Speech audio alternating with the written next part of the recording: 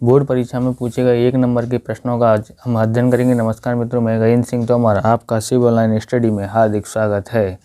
यहाँ लिखा है, पहला क्वेश्चन है, वृत्त का स्पर्शक का स्पर्श बिंदु में से लंब वृत्त के केंद्र से गुजरता है। तो यानी यहाँ पर बता रहा है कि स्पर्श का स्पर्श बिंदु, यानी ये स्पर्शक है और ये हमारा स्पर्श बिंदु है। लंब, इसमें से जो लंब है वो वृत्त के केंद्र से गुजरता है, यानी ये वृत्त का केंद्र, तो ये सही बात है। लंब जो है स्पर्श बिंदु पर कहाँ गुजरता है, लंब केंद्र से ही गुजरता है, तो ये वाक्य कैसा है, सत्य है। क्वेश्चन नंबर 2 देखते हैं। 2 में लिखा है, 2 समान वृत्तों के परस्पर सी बिंदु पर बाहर से स्पर्श करते हैं। ये 2 परस्पर वृत्त हैं, कहाँ से स्पर्श कर रहे हैं, तो सी बिंदु पर। यहाँ सी बिंदु लिखते हैं। यदि ए बी यह उनका सामान्य स्पर्शक हो, इन दोनों का स्पर्शक है ए बी, तो यहाँ लिख देते हैं ए और यहाँ लिख देते हैं बी। तो कोण ए सी बी कितना होगा, तो ये वाला कोण कितने का होगा, तो हमेशा ध्यान रखने का, इसका कोण हमेशा 90 का होता है। तो इसलिए कोण ए सी बी बराबर कितना होगा, 90 होगा। अगला क्वेश्चन देखते हैं।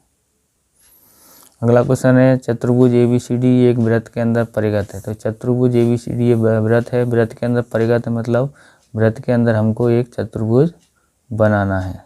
तो ये हमने बनाया चतुर्भुज,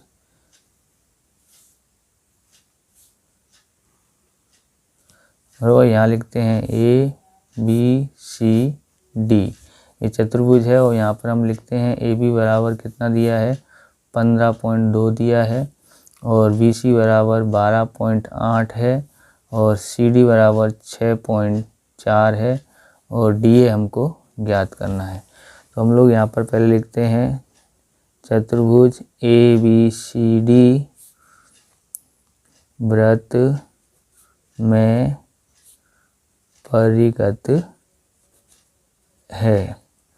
अब ध्यान रखना है, जब भी वृत्त के अंदर कोई चतुर्भुज परिगत हो तब आमने सामने की भुजाओं का टोटल बराबर आता है। इसलिए हम लोग क्या करेंगे, ये है AB के सामने वाली भुजा का नाम है CD, तो CD का टोटल दूसरी जो सामने वाली भुजाएं हैं उनका टोटल बराबर आता है, यानी BC और AD का टोटल बराबर आता है। अब हम लिखते हैं AB बराबर 15.2 है और CD बराबर 6.4 है, बराबर BC बराबर कितना है, 12.8 है, और AD बराबर हमको ज्ञात करना है। तो हम यहाँ पर लिखते हैं, तो ये हो जाएगा 2 और 4 6, 15 और 6 21। इसको हम इधर लेके आते हैं तो माइनस का हो जाता है। यहाँ लिखते हैं AD, तो AD बराबर हमारे पास कितना आएगा, अब यहाँ पर एक इससे लेंगे 16, 16 में से 8 गया तो 8 बचा, और यहाँ रह गया 0, यानी 20, 20 में से हमको 12 घटाना है तो 8 बचेगा, तो यानी कि ये आया हमारा 8.8 आता है। अगला क्वेश्चन देखते हैं।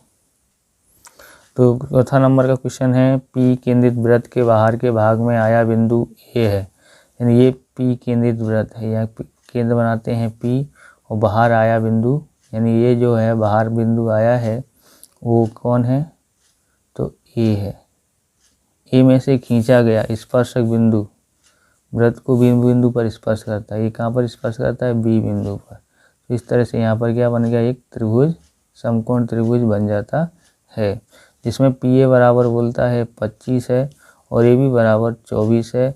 तो वृत्त का व्यास कितना सेमी होगा वो पूछता है, तो हम जवाब देते हैं, लिखते हैं त्रिभुज PBA में M कोण B बराबर 90 होता है पाइथागोरस प्रमेय के अनुसार।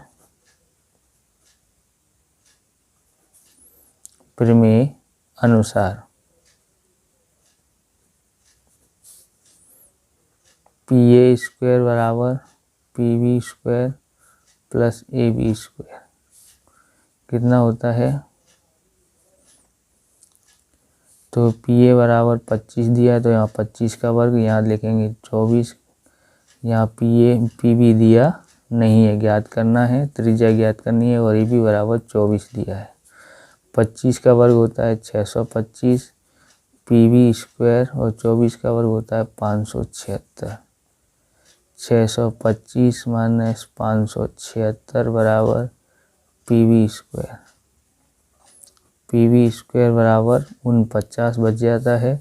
इस तरह से हम यहाँ लिखते हैं, तो वर्गमूल करते हैं PV स्क्वायर का तो हमारे पास PV आ जाता है, 49 का वर्गमूल करते हैं तो 7 आ जाता है।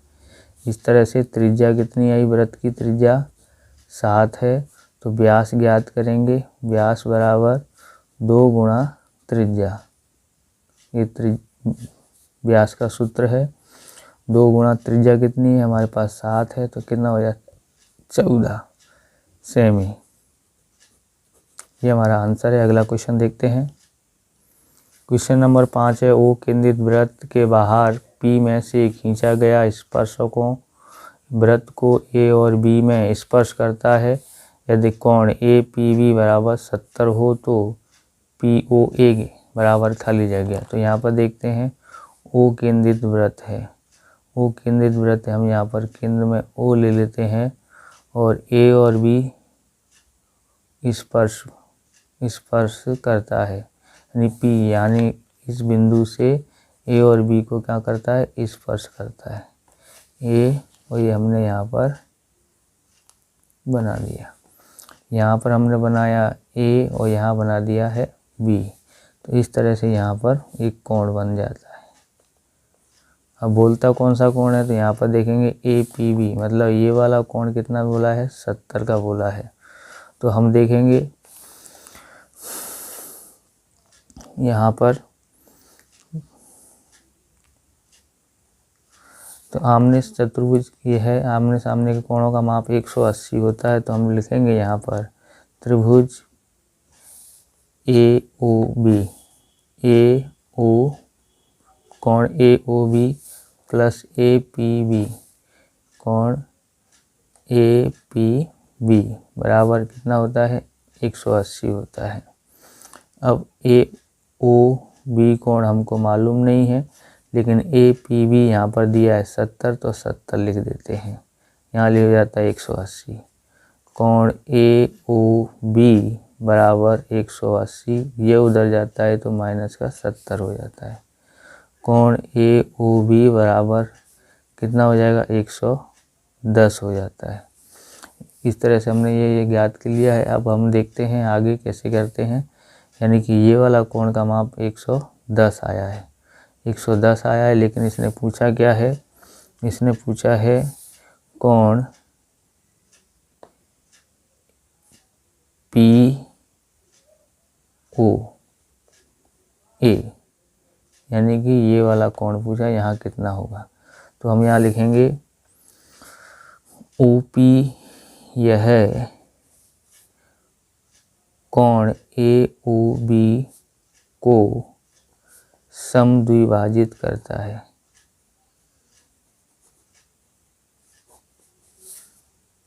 है।